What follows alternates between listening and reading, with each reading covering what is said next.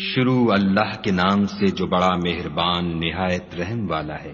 محمد مصطفیٰ صلی اللہ علیہ وآلہ وسلم ترش روح ہوئے اور منہ پھیر بیٹھے کہ ان کے پاس ایک نابینا آیا، اور تم کو کیا خبر شاید وہ پاکیزگی حاصل کرتا یا سوچتا تو سمجھانا اسے فائدہ دیتا۔ جو پرواہ نہیں کرتا اس کی طرف تو تم توجہ کرتے ہو، حالانکہ اگر وہ نہ سنورے تو تم پر کچھ الزام نہیں۔ اور جو تمہارے پاس دوڑتا ہوا آیا اور خدا سے ڈرتا ہے اس سے تم بے رخی کرتے ہو۔ دیکھو یہ قرآن نصیحت ہے، بس جو چاہے اسے یاد رکھے، قابل ادب ورقوں میں لکھا ہوا جو بلند مقام پر رکھے ہوئے اور پاک ہیں، ایسے لکھنے والوں کے ہاتھوں میں جو سردار اور نیکوکار ہیں۔ انسان ہلاک ہو جائے کیسا ناشکرا ہے۔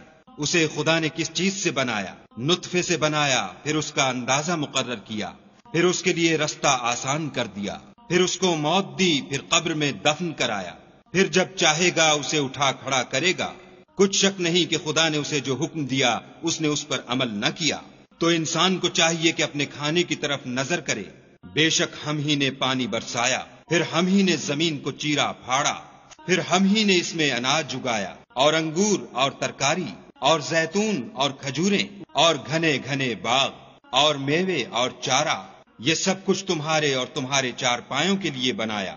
تو جب قیامت کا غل مچے گا اس دن آدمی اپنے بھائی سے دور بھاگے گا، اور اپنی ماں اور اپنے باپ سے، اور اپنی بیوی اور اپنے بیٹے سے۔ ہر شخص اس روز ایک فکر میں ہوگا جو اسے مصروفیت کے لیے بس کرے گا۔ اور کتنے منہ اس روز چمک رہے ہوں گے، خنداں و شاداں، یہ نیکوکار ہیں۔ اور کتنے منہ ہوں گے جن پر گرد پڑ رہی ہوگی اور سیاہی چڑھ رہی ہوگی، یہ کفار بد کردار ہیں۔